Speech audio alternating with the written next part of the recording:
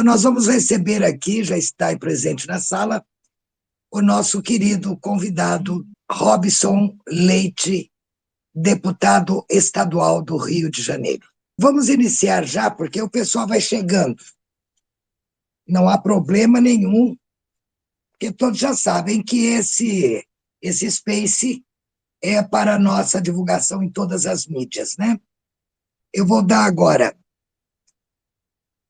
a oratória, o microfone para o deputado Robson, e vou pedir para você, Robson, para a gente iniciar, então, esse Space, mas eu gostaria de passar para você a sua apresentação e as suas considerações iniciais. Está com o microfone, Robson, deputado Robson.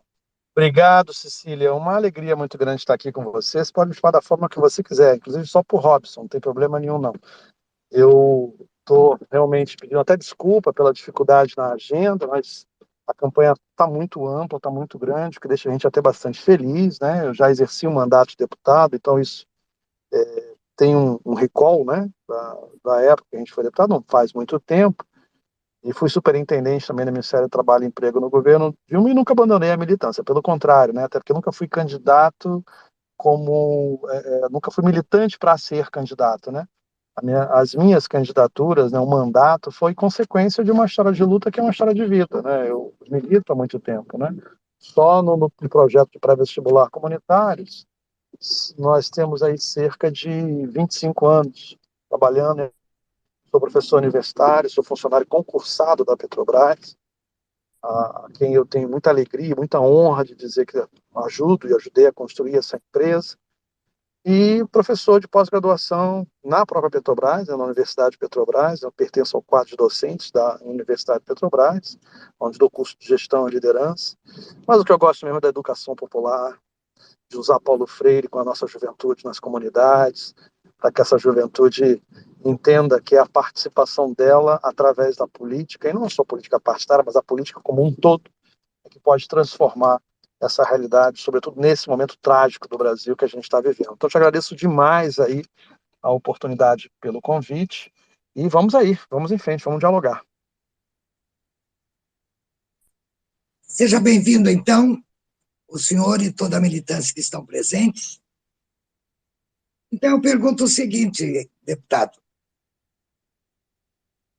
Gostaria que o senhor apresentasse suas propostas para 2023, visto que o cenário político desse país, do Brasil, está um caos, né? Está terrível. Então, gostaria de saber que, aliás, o Brasil necessita, né, deputado Robson, necessita de uma reconstrução geral, né? Então, gostaria de que o senhor fizesse o seu mote, as suas propostas para este ano de 2023 como deputado estadual do Rio de Janeiro. Olha, Cecília, eu já fui deputado estadual, a nossa pauta de atuação é muito focada na educação e na cultura. Eu tive um mandato de deputado onde, na questão da educação, a gente teve muita força, muita ênfase. Eu sou autor de uma lei aqui no Rio de Janeiro que me orgulha muito, que é a lei que unificou as férias de janeiro dos professores. O professor no Rio de Janeiro ganha um salário vergonhoso, sobretudo o professor da escola pública, né? Um dos poucos estados do Brasil que paga abaixo do piso. Ele trabalha em 4, 5 escolas que param em períodos diferentes para as férias. E no Rio de Janeiro isso não mais, porque a nossa lei, a lei que unificou as férias de janeiro, ela trouxe um ganho significativo. O professor, ele agora tem, de 1 a 31 de janeiro, a garantia de suas férias escolares, uma conquista minha, do qual meu colega de bancada, deputado Gilberto Palmares, que não é candidato, mas está ajudando a gente nesse processo, né? É um militante histórico aqui do Partido no Rio de Janeiro, é coautor e me ajudou muito nessa articulação. Então a gente tem muito foco nisso. A gente quer, uma das nossas propostas é trazer as férias de julho né, para essa pauta, para essa agenda. As férias de julho, o recesso de julho também precisa ser unificado, as escolas param em períodos diferentes, vai ser uma briga nossa. O piso salarial, né, cumprimento do piso salarial do professorado no Rio, um terço de planejamento. A Justiça já determinou, e o governo aqui do Estado, o governo bolsonarista, o governo Cláudio Castro, ligado ao Bolsonaro, ele não paga esse um terço de planejamento. E alega, da maneira mais escandalosa possível, que não paga porque se ele botar um terço na carga para o professor ficar em casa planejando, o professor vai trabalhar em outra escola. É a lógica de culpabilizar a vítima. Porque o professor vai trabalhar em outra escola porque eles pagam muito mal. E é possível fazer diferente, Cecília. Nosso candidato aqui é o Marcelo Freixo, 40, do PSB, uma aliança importantíssima que a gente está apoiando, que é professor, entende essa realidade. Maranhão conseguiu, Cecília. Maranhão conseguiu crescer significativamente o salário do professor. É um dos maiores salários de professor em início de carreira do Brasil. Cerca de R$ 6.800 para quem está ingressando no magistério no Maranhão. Enquanto que no Rio de Janeiro é pouco mais de R$ 2.600. Uma vergonha, um escândalo. Então essa é uma pauta importante nossa. Claro que também tem uma agenda muito ligada às questões ambientais, a questão da proteção dos animais, muito ligado à questão da indústria de petróleo e gás, geração de trabalho, emprego e renda no Rio de Janeiro. O Rio de Janeiro é um estado que vem sofrendo muito com os descasos do governo Bolsonaro e do próprio governo do estado daqui, que não tem compromisso com o desenvolvimento dessa relação econômica ligada à redução da desigualdade social e da geração de emprego. Um estado que precisa rever, né? Rever a forma como encara o orçamento público, o orçamento do Estado, porque há recursos que não têm vontade política para se fazer as coisas. A gente também quer montar um mandato participativo, um mandato onde as pessoas tragam, já fiz isso quando fui deputado, onde se traga aqui a agenda, os movimentos sociais, toda essa correlação de forças da sociedade importante, para que a Assembleia seja uma caixa de ressonância, de compreensão da, da vontade, do anseio da sociedade fluminense. E talvez um ponto que eu não tenho como deixar de fora, Cecília, é essa ligação, essa atenção com relação à pauta do governo federal. Porque nós entendemos que um dos principais problemas de todos os estados do Brasil é a forma com que a União, sobretudo nesse governo, o governo Bolsonaro, vem tratando a dívida dos estados. Sou professor universitário da área de administração pública, gestão, liderança e estratégia da área pública. Tem um livro que acabou de ser publicado sobre isso, inclusive, quem tiver interesse, depois a gente pode deixar aí o link na nossa timeline. Mas, e tenho mestrado nessa área pela Universidade Federal Rural do Rio de Janeiro. Eu posso dizer com muita tranquilidade para você que aqui no Rio de Janeiro, a situação é dramática, porque a política do Paulo Guedes afetou diretamente o nosso Estado com esse pacote de recuperação fiscal, que é um absurdo. Recuperação fiscal, o Estado age, a União age como agiota com os Estados. Ganha dinheiro com a dívida dos Estados. Isso tem que ser revisto. Isso depende do governo federal. Então a gente quer muito eleger o Lula e Lula no primeiro turno para que a gente possa ter uma dinâmica diferente, uma correlação de forças diferente com os governos estaduais. O Lula já fala sobre isso, vai sentar com os governadores no primeiro dia de trabalho, assim que tomar posse, para fazer uma reunião para entender com os governadores a saída para essa crise. O Brasil tem recursos, Cecília. O Brasil tem 370 bilhões de dólares em reservas. Parte significativa dessas reservas são em títulos da dívida pública americana. Isso dá mais ou menos, aí pelo câmbio de hoje, algo em torno de 5 vezes 3, 15, quase 2 trilhões de reais em reserva. Ela é até grande demais. A gente pode mudar, tem que mudar, a gente tem que reduzir essa reserva, gerar crédito ao pequeno e médio empresário, crédito com contrapartida na geração de trabalho, emprego e renda. Mas não pode parar aí, o Estado tem que investir. O que faz a roda girar é o investimento estatal, são as compras governamentais, precisa voltar à agenda. Esse governo é um governo do corte, o governo da tesoura. Nós temos que inverter a lógica, tem que ser o governo do investimento, são as atividades cíclicas, aumentar o investimento, mesmo que aumente inicialmente um déficit, você tem reservas para bancar isso, você faz a economia girar e o setor empresarial vem junto. Ninguém é, e aí vem aquelas grandes mentiras, né, Cecília? A reforma trabalhista, a reforma da Previdência, a reforma trabalhista foi para gerar aumento de lucro do setor empresarial, eles encaram o trabalhador como uma linhazinha numa planilha de serviços, reduz aquela linha para aumentar um lucro. É simples assim. Ninguém contrata um trabalhador, um empresário não vai contratar um trabalhador porque agora é mais fácil contratar ou mais fácil demitir. Ele não vai fazer isso. Ele vai contratar um trabalhador, o dono da padaria, vamos dar um exemplo bem clássico, né, bem claro. O dono da padaria, ele contrata um trabalhador porque o pãozinho está acabando mais cedo, porque tem fila no caixa, porque está faltando funcionário, porque a economia está crescendo. É assim que funciona. E quem é que faz a economia crescer? É o Estado, é o investimento estatal. Esse foi o grande segredo do governo do presidente Lula, colocar o pobre no orçamento. Quando Lula fala como colocar um pobre no orçamento, você tem 10, 15, 20 artigos científicos da área econômica, da área de gestão pública, que explicam o que ele está querendo dizer. É fazer com que o nosso mercado interno cresça, aumente o consumo e faça a economia girar, e o governo entra como regulador para fazer com que isso se reduza a distribuição, ou melhor, aumente a distribuição de renda, reduzindo a desigualdade. É simples, é uma lógica simples de se fazer. O Lula fez isso. Quando o Lula falou em 2000, olha uma coisa curiosa, você me desculpa, tá? Você me interrompe quando você quiser fazer uma pergunta, porque esse assunto me é muito sensível. É muito sensível, eu fico angustiado.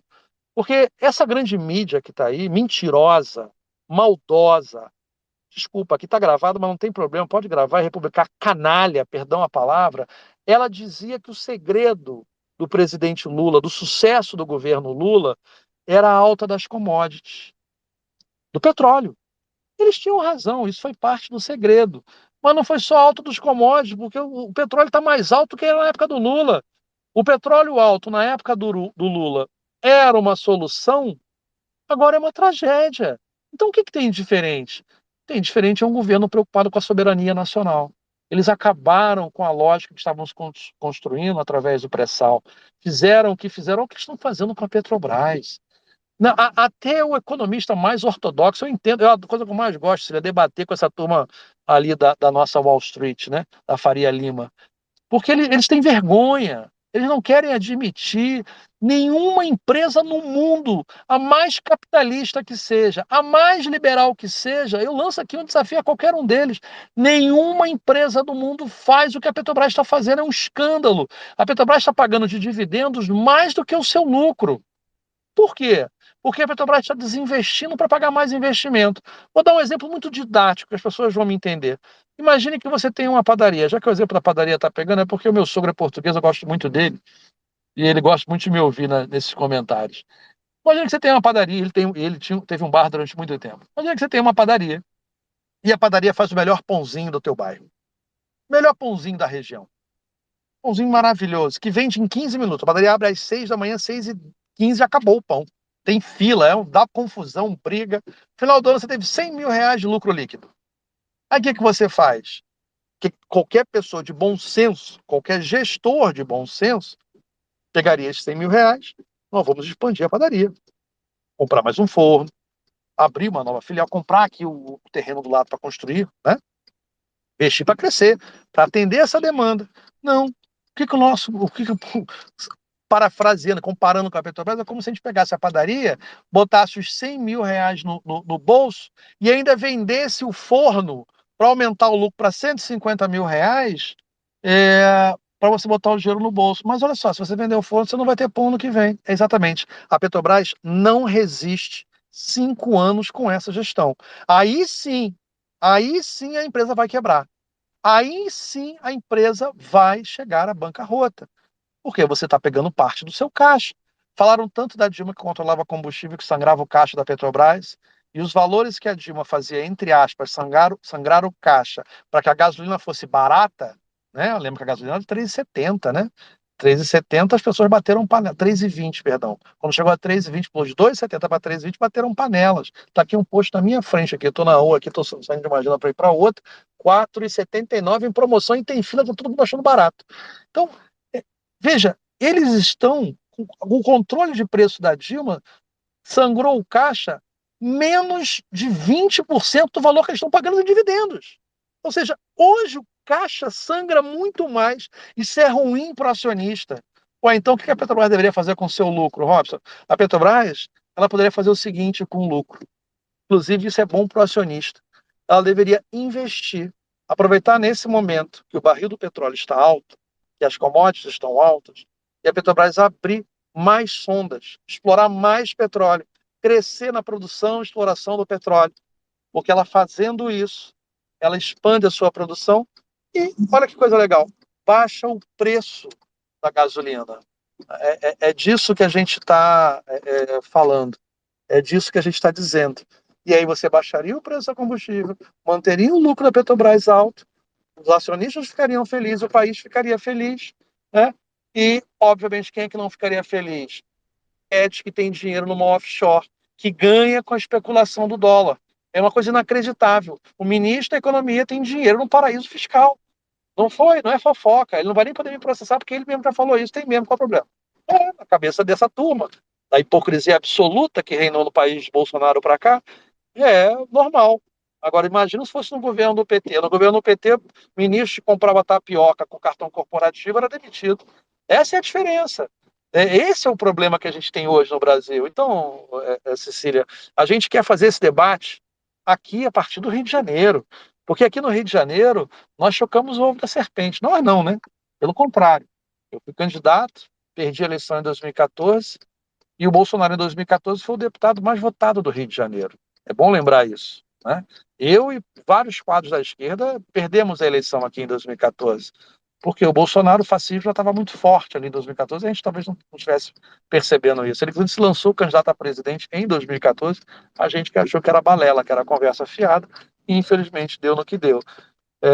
Eu tenho muita certeza da eleição do Lula no primeiro turno, porque as pessoas se arrependeram, muita gente se arrependeu, eles são grandes, não são pequenos, sabemos disso, 30% é muita gente, é o tamanho do fascismo hoje no Brasil, mas a pena é que muita gente aprendeu ao custo de 700 mil mortes, do pior enfrentamento da Covid do mundo, de uma tragédia sem precedentes, de corrupção em que ministro pede propina em barras de ouro, ligado a algumas igrejas evangélicas que não compreendem nada a importância da política, e do próprio centro evangélico, o Papa Francisco fala tão bem, e de um bando de assaltantes que tomaram em assalto o Estado brasileiro, onde o presidente da República, em 27 anos de vida pública, sua família, toda no parlamento, comprou 106 apartamentos, 106 imóveis.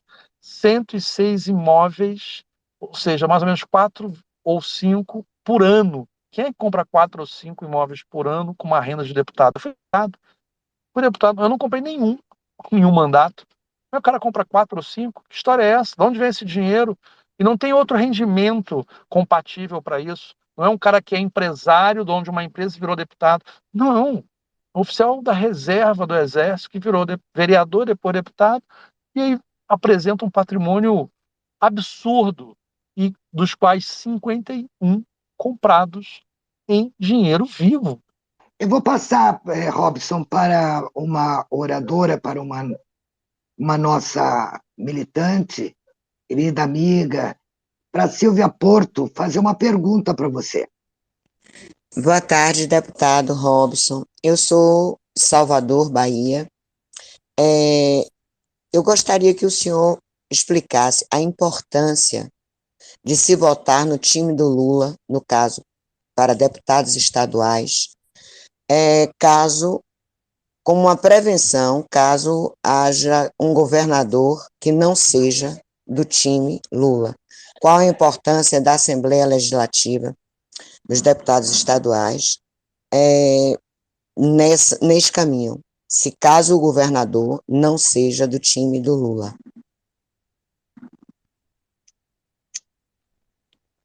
Você quer que eu responda agora, Cecília? Eu espero um bloco de perguntas. O que você quer fazer?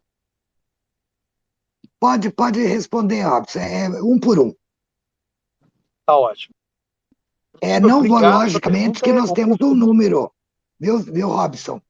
Nós temos um número só de perguntas, porque também não temos espaço para muitos, tá? Mas pode falar. Tá, joia. Obrigado pela explicação, Cecília. A sua pergunta é excelente. Sabe que eu estava num comício doméstico, numa comunidade aqui no Rio de Janeiro, eu sou apaixonado pela sabedoria popular, né? Paulo Freire já dizia isso, não existe mais e menos saberes, existem saberes diferentes. E a sabedoria popular de uma senhora de 70 anos chegou para mim e falou assim: deputado, como é que a gente faz para evitar que aconteça com o Lula o que aconteceu com a Dilma? E a resposta você acabou de colocar na sua brilhante pergunta: votando os candidatos do Lula. Isso é uma preocupação importante, Silvio. E isso vale para federal e para estadual. Você foi muito precisa na sua pergunta. Porque, claro, o deputado federal vai votar, vai apoiar o governo Lula, mas o deputado estadual é caixa de ressonância no estado dessa defesa. A gente aqui tem relação direta com os deputados federais, tem reuniões de bancadas, né, conjuntas, e fazemos debates e articulação nesse sentido. Então, uma bancada grande do Lula nos estados, principalmente se acontecer essa tragédia do Lula, por exemplo, aqui no Rio, não eleger o Marcelo Freixo, que eu acho difícil, eu acho que o Freixo vai ganhar a eleição aqui no segundo turno, Lula no primeiro, e vai vir para cá para ajudar a eleger o Freixo, em função dessa articulação política, dessa necessidade. E é uma missão de todos nós, sabe, Silvia? Porque tem muita gente votando no Lula, mas para deputado vota no primo do irmão do amigo. E a gente precisa dizer para as pessoas que essa eleição é uma eleição diferente. Não se trata de um governo, se trata de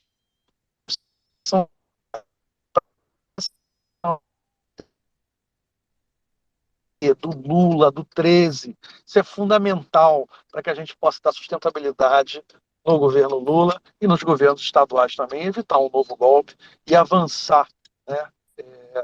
Ou melhor, suspender o retrocesso e recuperar as tragédias que foram implantadas no Brasil.